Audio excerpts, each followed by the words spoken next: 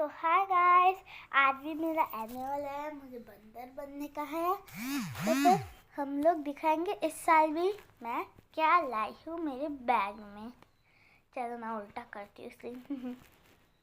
ये मेरी बैग है, हम लोग इसको खोलेंगे एक हाथ से। ओके, इस साल हमें ऐसा कुछ नहीं ले जाना, सैनिटाइजर और वो सब।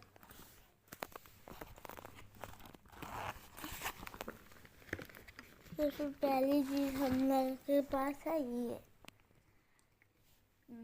पानी की बोतल।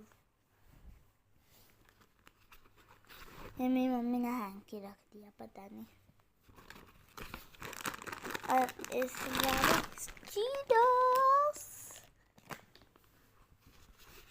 और पेपरो कोरिया's नंबर 1।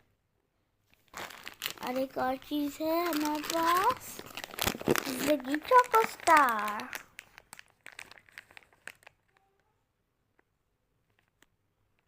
आपको मेरा फिट चेक दे देती हूँ गाइस। मेरा फिट चेक है,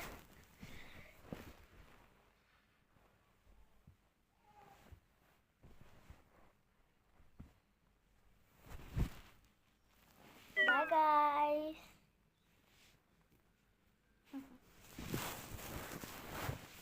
bye guys, see you tomorrow.